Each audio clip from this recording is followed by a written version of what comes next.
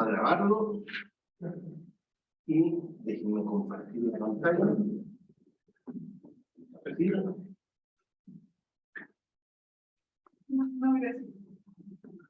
¿En la casa pueden ver la presentación? Perfecto. Entonces, control de importante. Perfecto. Vamos entonces a comenzar. Primero que nada, bienvenidos a todos a una nueva versión de nuestro seminario del Major de Investigación Operativa y el Departamento de Ingeniería Industrial.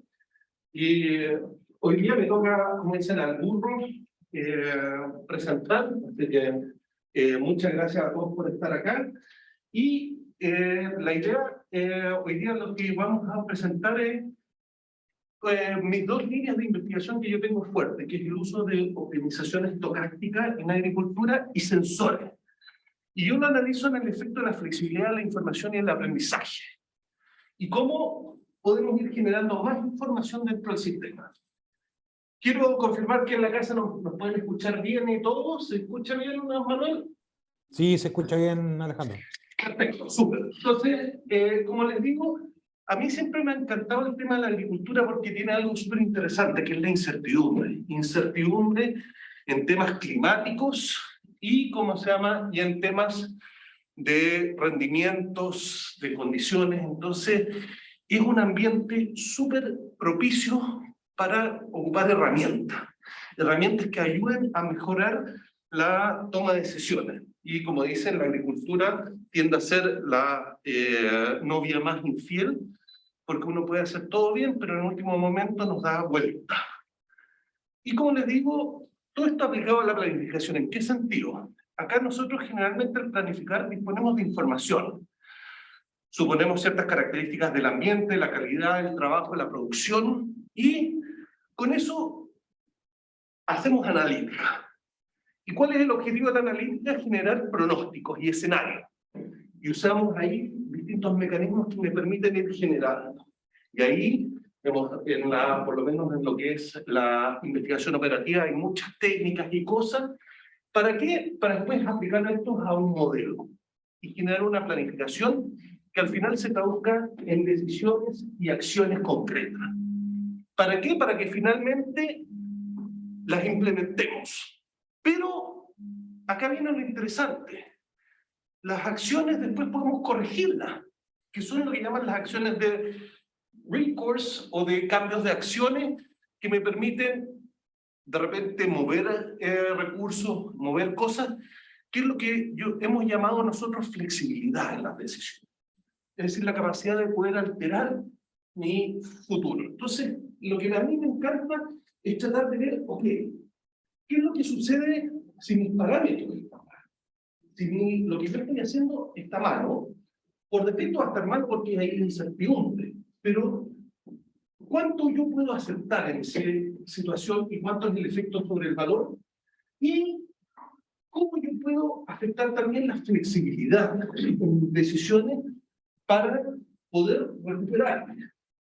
Y esto, como les digo, para tomar esas decisiones necesitamos información. Y en ese sentido tenemos lo que es la cuarta revolución industrial, que tenemos la primera, que fue la máquina a vapor, la segunda, que fue la línea de producción de Ford, la tercera, que fueron los robots, y esta cuarta, que no es nada más que un set de tecnología, que busca la integración desde robots autónomos, la simulación, la integración de sistemas, y acá el Internet of Things o los sensores, en todas partes, la ubicuidad, ciberseguridad, la computación en la nube, manufactura aditiva, realidad aumentada y Big Data.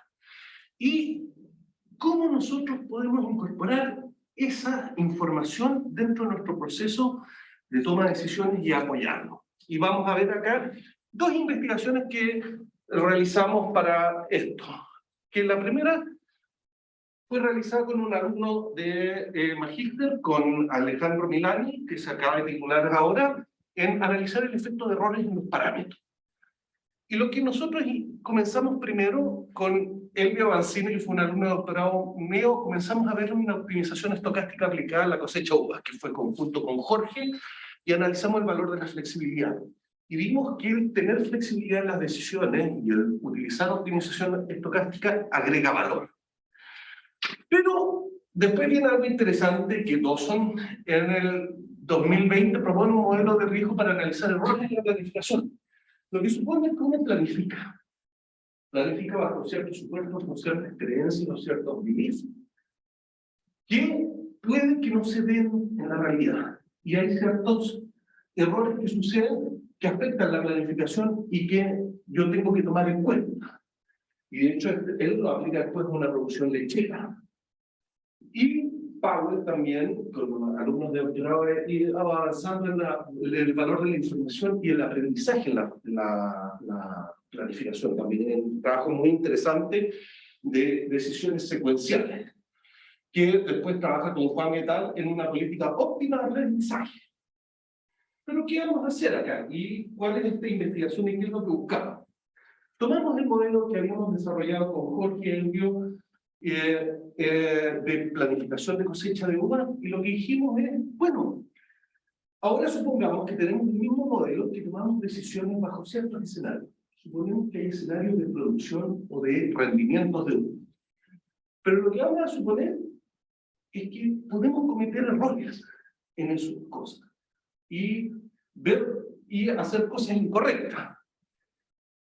Eso en los rendimientos y después también en las probabilidades de transición. Vamos a suponer que vamos a tener posibilidad de cometer errores, de ser optimistas o pesimistas, que vamos a llamar. ¿Qué es lo que sucede? Eso finalmente se traduce en un árbol de escenarios. En un árbol de escenarios que son los rendimientos acá en cada final y son las probabilidades de ocurrencia de cada escenario. Entonces, ahí generamos eso y para ser interesante, acá también supusimos distintos aspectos de las características de la agricultura. Que uno era la calidad del producto, que nosotros acá tenemos una calidad máxima que puede tener la uva y que esta se va deteriorando a medida que nos alejamos de esa fecha óptima de cosecha y con distintos niveles de calidad en el proceso. Y por otro lado, algo más que trabajamos fue ¿qué es lo que sucede ahora con la velocidad de maduración? Si tenemos variedades que maduran tempranamente o los llamamos rápidamente, llegan a su nivel óptimo de maduración. Como por ejemplo, las variedades blancas, cosas así que maduran temprano, o tenemos variedades que maduran más tardíamente, como los Carmener, productos así que se maduran más. Entonces, si tenemos eso también en las características del producto. Hicimos este modelo en que teníamos las decisiones. Las decisiones eran más que nada, primero, las contrataciones. Suponíamos solamente cosecha a mano, para no complicar tanto el sistema, y había que decir el número de trabajadores a contratar, y también incorporábamos un factor que era la flexibilidad en la habilidad del personal. Y era uno factores cómo le afectaba al personal la lluvia, o la existencia de ciertas características adversas. Y habíamos costos fijos y variables, y también la otra decisión era la cosecha, cantidad de uva a cosechar y del tipo o calidad, y también a no cosechar en calidad y velocidad de maduración también.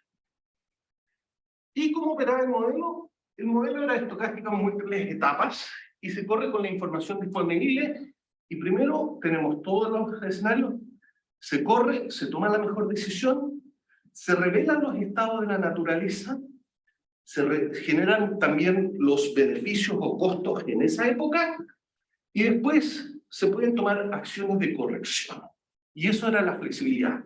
Y lo que hicimos también fue variar esas acciones de corrección. Le permitíamos hacer más acciones o menos acciones. Y se implementan y el modelo va corriendo en cada etapa y por lo tanto vamos comparando la realidad con lo que efectivamente estábamos prediciendo.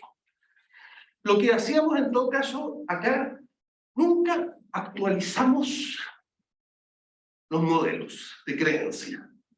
Es decir, si la persona cometió un error, seguía cometiendo el error a infinito. No había ningún sistema de corrección, que ese es otro mecanismo que vamos a ver y que estoy pensando ver más hacia adelante. Y veamos algunos resultados acá, que esto los presenté en el Food and Wine Supply Chain ahora recién, que lo que veíamos es qué es lo que pasa si tenemos errores de rendimiento, qué es lo que pasa si hay errores, y uno es que no hubo ningún error, y 0,5 es que cometió un error en el 50% pero hacia abajo. Es decir, la realidad era un 50% menos producción. Y hacia acá es más producción. ¿Y cómo podemos observar? Lo primero interesante que observamos es que los errores no eran simétricos, sino que hacia un lado era más claro que hacia otro. Y de hecho lo interesante es que cuando yo subestimaba el rendimiento, cometía muchos más errores, porque no tenía la capacidad suficiente para cosechar la uva, y por lo tanto dejaba mucho dinero fuera. ¿Qué nos decía eso inmediatamente? Y eso lo asociamos un poco a la programación robusta. Oye, ¿tiene algún buffer de capacidad para poder reaccionar frente a errores en las cosas? Entonces, ya nos comenzaba a decir esto. Lo otro que observamos eran los distintos niveles de flexibilidad. A menor flexibilidad, los errores eran más difíciles de corregir. A medida que teníamos más capacidad de ajustar el sistema o más flexibilidad, podíamos aminerar también esos errores. Y eso nos indicaba el valor de esa flexibilidad que podíamos tener de reajustar nuestras decisiones. Y si veíamos el objetivo, la función objetivo como porcentualmente, observamos que los errores también eran muy, que cuando nosotros underestimate o teníamos estimaciones, subestimamos, los errores eran mucho más altos, pero las capacidades de ajustar eran también menores. Después, ¿qué era lo que sucedía en calidad? Y acá analizamos nuevamente errores en el rendimiento, acá sobreestimamos, acá subestimamos. ¿Qué era lo que sucedía con la cantidad de uva no cosechada? Y el modelo hacía algo que nosotros creíamos que predecía, que era la uva de alta calidad la va a tratar de sacrificar menos que la de baja calidad. Y por lo tanto, el modelo hacía esto. Buscaba acá, cuando nosotros subestimamos la cosecha, es decir, la cosecha real era mayor, primordiaba la cosecha de las uvas de alta calidad versus las de baja calidad. Y subestimaba, tenía comportamientos distintos. Y en el costo también notábamos que claramente la pérdida de valor se originaba por la pérdida de las uvas de alta calidad y por eso el modelo lo primordiaba fuertemente. Después teníamos qué es lo que sucedía con la velocidad de cosecha. Y lo que notábamos, si teníamos variedades que cosechaban rápidamente llegaban a su fecha óptima de cosecha y por lo tanto tenían un espacio más de tiempo para poder ser cosechados, era menor la pérdida debido a estas sub- o sobreestimaciones de los rendimientos. Versus aquellas variedades que maduraban más lento, más tardía. El modelo perdía mucho más dinero en esa. ¿Por qué? Nuevamente nos da una visión de flexibilidad de tiempo. Si maduran rápido, tengo más tiempo para reaccionar. Si maduran tardíamente, tengo menos tiempo para reaccionar. Y finalmente, en los errores en las probabilidades optimistas versus pesimistas, observamos nuevamente este comportamiento de que cuando teníamos probabilidades pesimistas, es decir, de que nos iba a ir peor de lo que nos va, es decir, los pérdidas eran mayores, y lo que sucedía era cuando teníamos más flexibilidad, reducíamos eso que cuando teníamos menos flexibilidad. ¿Qué es lo que aprendimos de este trabajo y que es interesante? Que los errores tienen efecto en el valor. Y eso no era ninguna novedad. Todos sabemos que el comité de errores tiene consecuencias y no están. Pero estos errores son simétricos. Y ya algo nos decía a nosotros la optimización robusta, de tener capacidad de sobra para poder reaccionar ante estas variaciones. Y si sobre o subestimamos. Y tiene una caída en los ingresos. Después teníamos resultados en torno a la flexibilidad.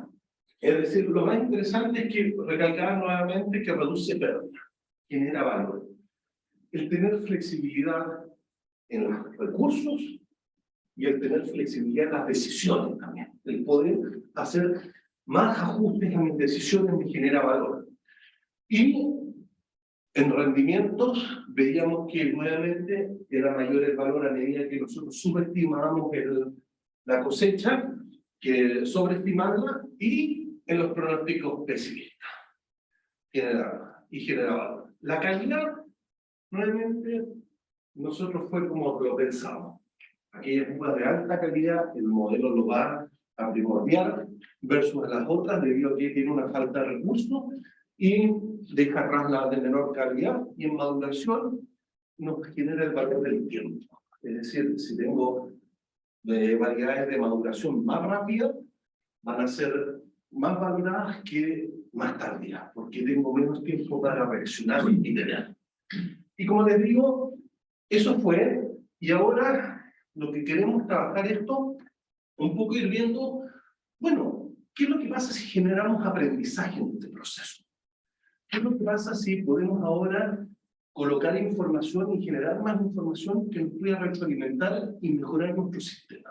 ¿Genera o no genera valor eso?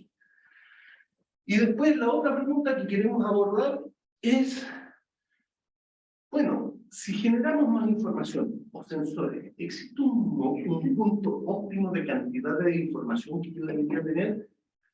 ¿O llego a un punto en que tengo tanta información que no me agrega tanto valor? Entonces, la pregunta ahí surge, ¿existe un óptimo nivel de sensorización del sistema para tomar decisiones tomando en cuenta estos errores?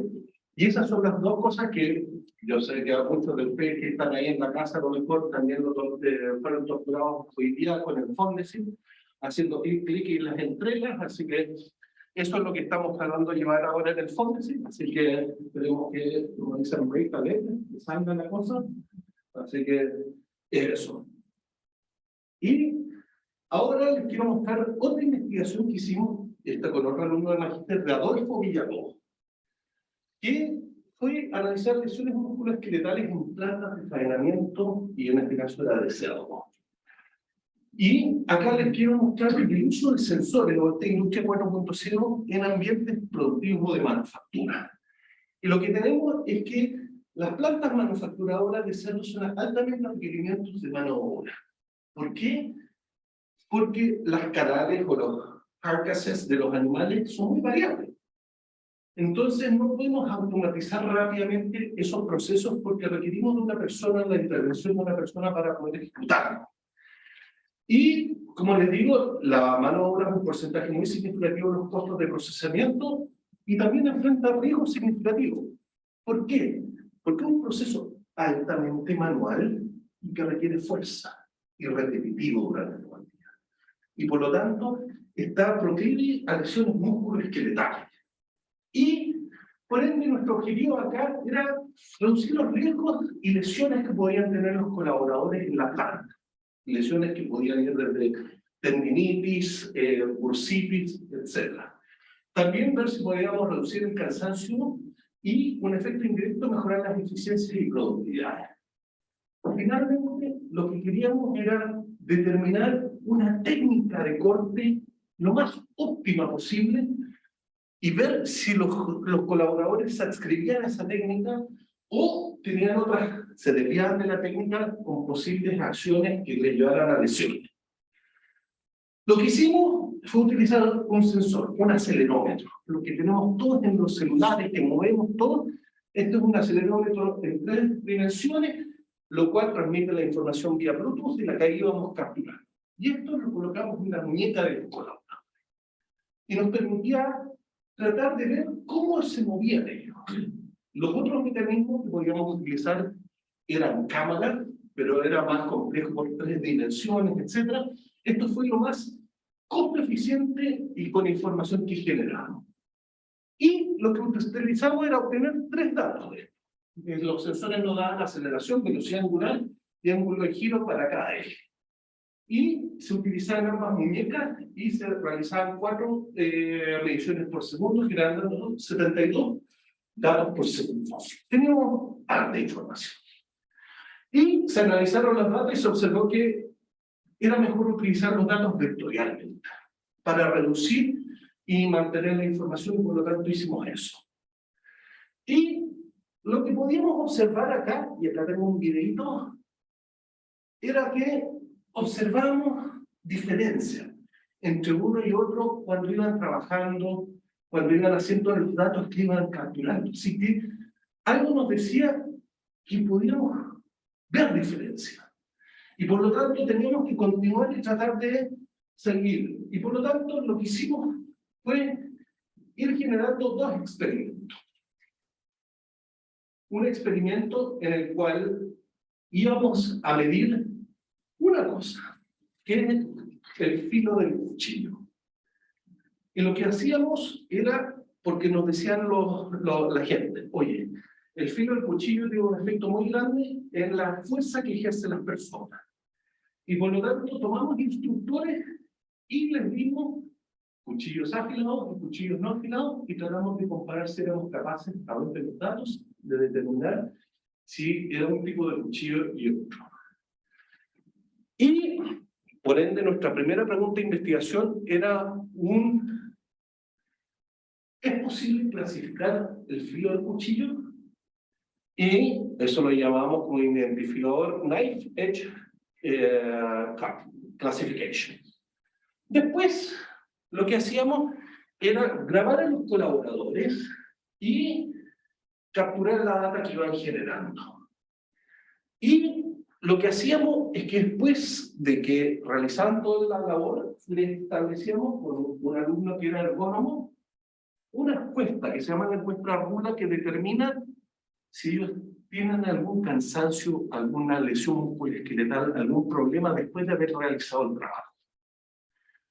Y eso lo llamamos la predicción del RULA.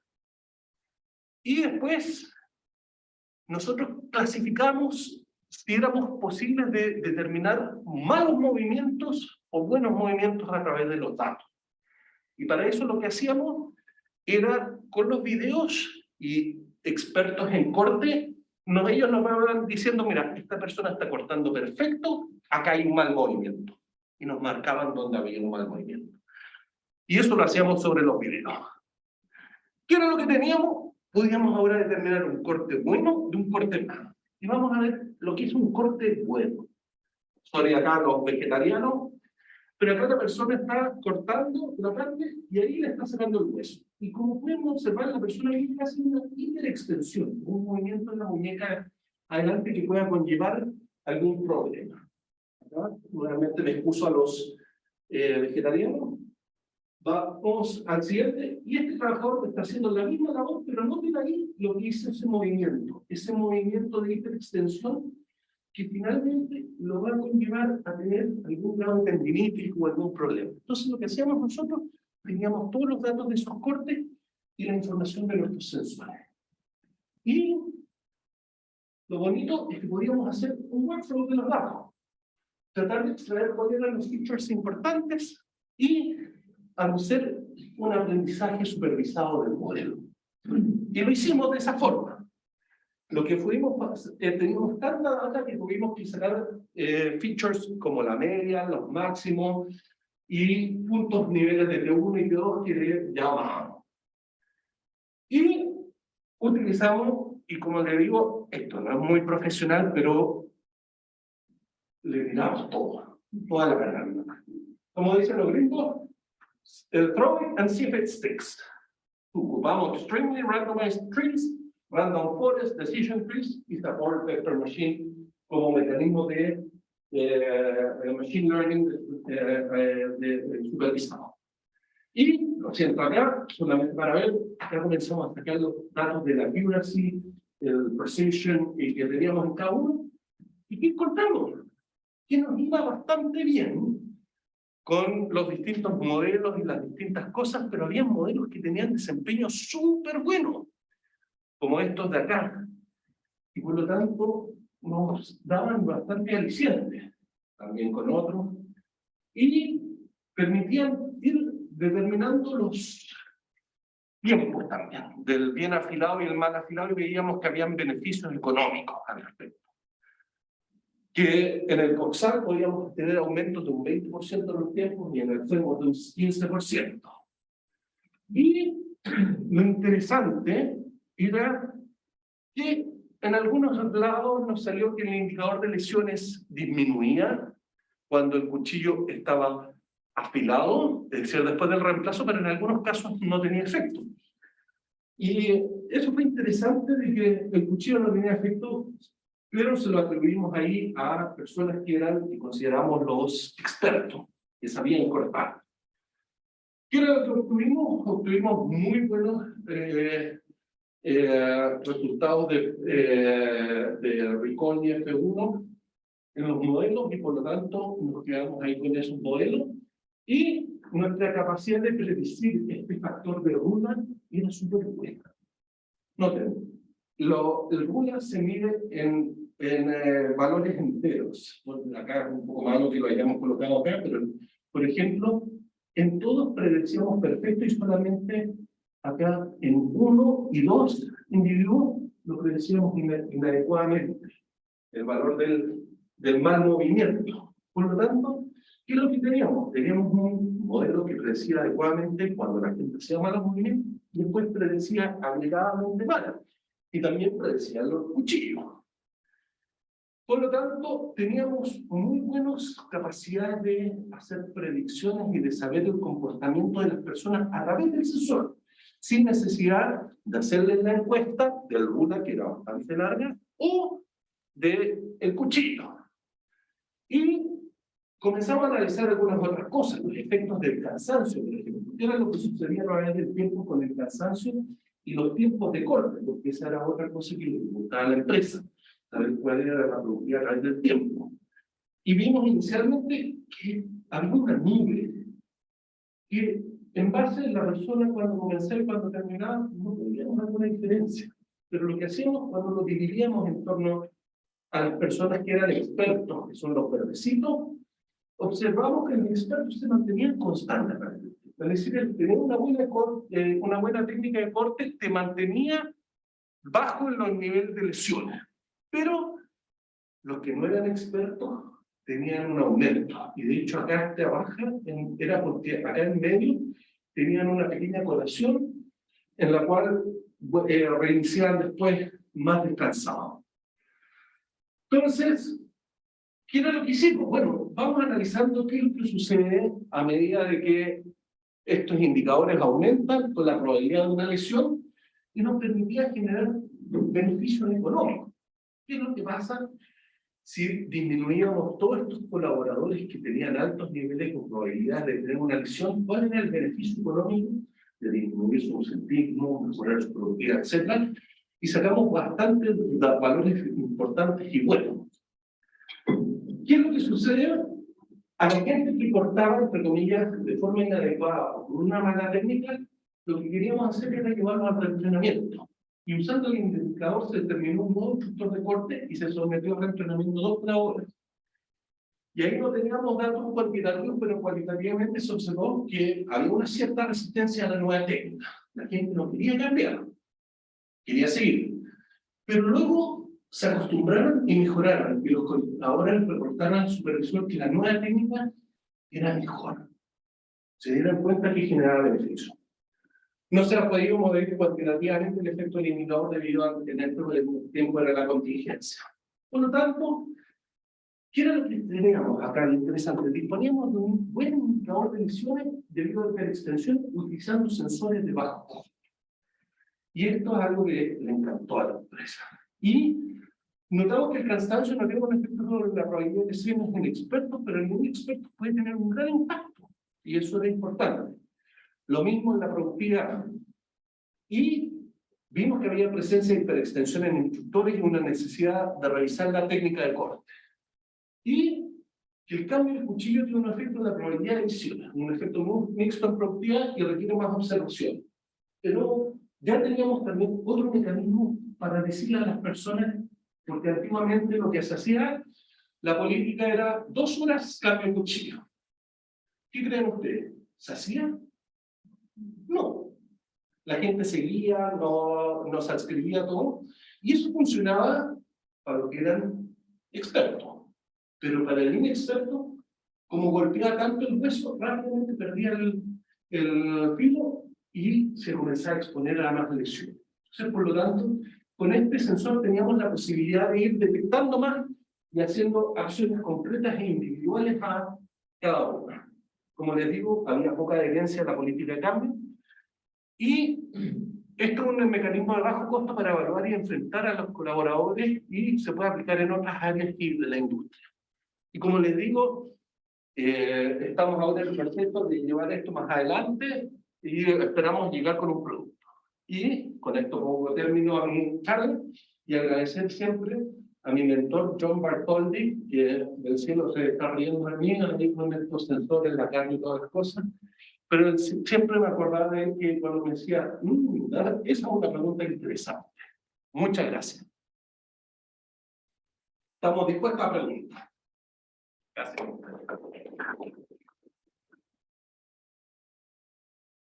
Adelante, adelante, disparen. Lo siento si fui muy rápido. Adelante, Aldo. Gracias, Alejandro. Muy interesante la presentación. Yo tengo dos preguntas. Una en relación a las investigaciones que hacemos en ingeniería eléctrica relacionadas con aplicaciones de sistemas inteligentes en automatización y control industrial. Y siempre los problemas con que nos encontramos, las dificultades con que nos encontramos en los casos reales, es la carencia o la insuficiencia de datos, digamos, por ejemplo, en refinerías electrolíticas o cosas parecidas en que hemos trabajado. ¿Cómo te pasa lo mismo con las aplicaciones que has desarrollado? Porque para poder hacer un aprendizaje, ya sea profundo o reforzado, hay que tener muchos datos. Esa es la primera. Sí, a ver, ahí Aldo, toda la razón, y de hecho nos ha faltado, y lo que, como dicen ahí el buen dicho, uno hace lo que se puede con la información. Entonces tratamos de capturar información rápidamente para entrenar los modelos y darles más potencialidades hacia adelante. De hecho, como otro ejemplo, de estas mismas aplicaciones estamos trabajando actualmente con una empresa de vino en el mantenimiento óptimo de las líneas de embotellación. Y ellos tienen muchos datos, pero no tienen información. No saben qué es lo que capturan. Pero, y al punto en que no saben si están sub o sobre manteniendo las máquinas. Entonces, nosotros hemos llegado a un punto de decirle a ellos, mira, ustedes están sobre manteniendo sus máquinas. Y ellos se les fue como ¿pero cómo sobre manteniendo? Sí. Ustedes mantienen mucho porque no hay un indicador de que la máquina vaya a fallar y ustedes ya la están manteniendo.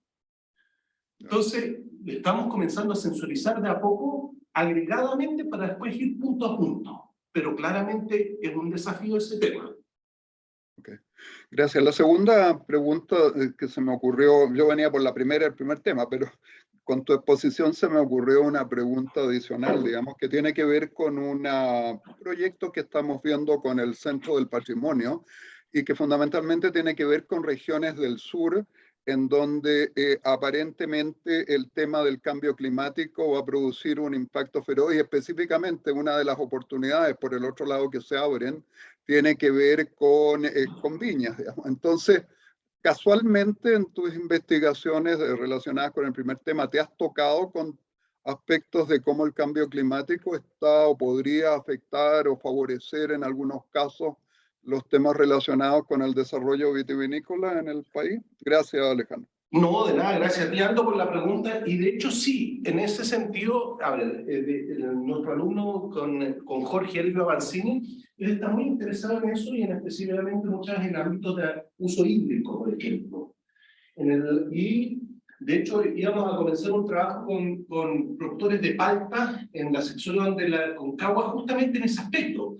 Porque hay una decisión en cambio climático que cada vez hay menos agua, y se tienen que tomar decisiones drásticas que muchas veces son podas extremas sobre los paltos para solamente hacerlos sobrevivir y quedarse con una menor cantidad para que uno pueda sacar buena producción. La pregunta es, ¿cuándo ejerzo esa opción o no? Porque si lo pongo completamente, eso implica 3 o 4 años de pérdidas de producción. Entonces, ahí hay temas que se pueden abordar con planificación, justamente viendo estocástico y viendo esto como una opción real de tomar. Lo mismo en el sentido que estamos tratando de pensar con ellos, de buscar cuánto es el valor de tener variedades resistentes a la sequía, por ejemplo, o resistentes a ciertas cosas en ciertas condiciones climáticas o otras. Y ahí hay mucho potencial de ver eso, porque eso lo que genera es flexibilidad del sistema, pero uno compromete muchas veces el rendimiento. Entonces, ¿cuánto estoy dispuesto a tener esa flexibilidad en pro de perder un poco de rendimiento? ¿Dónde está ese trade-off y cuándo viene la decisión adecuada? Gracias. Súper, muchas gracias, Aldo. ¿Alguna otra pregunta? Ya todos se quedaron dormidos. Por curiosidad, lo de la carne, ¿dónde fue y cuánto te costó que te dieran acceso a instalar los sensores? Uy, eso fue, de hecho, no, casi que debía cortar ahí en la grabación. Si no, No, pero a ver, fue AgroSuper. De hecho, trabajé con AgroSuper y ellos están súper motivados. Están extremadamente motivados y fue esto justo en pandemia. Y al nivel en que nos abrieron la planta para entrar con pandemia y todas las cosas, de hecho es tan estratégico que nos dijeron que no podíamos continuar con nosotros porque éramos muy lentos en el desarrollo. Entonces ellos lo están desarrollando por su parte y les di la disponibilidad para que lo desarrollaran y todas las cosas, pero me dijeron, Alejandro, la cantidad de dinero que hay acá es demasiado para que te podamos esperar 1 año y medio, 2 años en que tú hagas todos los desarrollos y todas las cosas. Necesitamos hacer una aceleración de esto y se trajeron una empresa gringa para eso. Yo no sé cómo les haya ido, pero yo les dije, bueno, ¿por qué no nos echan a pelear a los dos? Es decir, a ellos les dan una cantidad de plata y a mí me dan un 50% de esa plata, nomás. Y vemos si quién saca primero las cosas. No se pudo, así que nos fuimos a plan Z, como digo yo, un FONDEF, y estamos trabajando ahora, y esperando, cruzando los dedos, que nos ganemos el FONDEF, con Frigosorno y Coexca, que son otros productores de cerdos y en el sur. Así que la visión y cómo logramos eso, invertir. Yo primero les dije a ellos, déjenme meterme, sacar datos, a lograr, y les voy a mostrar el valor que tiene esto. Y les mostré que podíamos hacer cositas entretenidas con esto, bajo costo. Ellos invirtieron muy poco y después dijeron, wow, súper bien, vamos. Y estamos en eso. Vamos con otro, eso sí. Pero yo, mira, vamos seguro por las piedras, como dicen. No, acá, como le digo, y acá un poco también uno está acá con la investigación y ese es el tema. De hecho, la gente de la dirección de transferencia me decía, ¿pero por qué publicaste esto? No lo podemos ahora patentar porque lo publicaste. Bueno, pero si uno está para eso. Profesor. Sí. Hola, profesor. Gracias por la presentación. Muy interesantes los temas. Quería consultarle respecto a cómo en este trabajo con la empresa, como un proyecto de investigación, cómo gestionan la publicación después de los proyectos, o si hay alguna restricción y tienen que solamente publicar algunas cosas. ¿Cómo hacen ese manejo?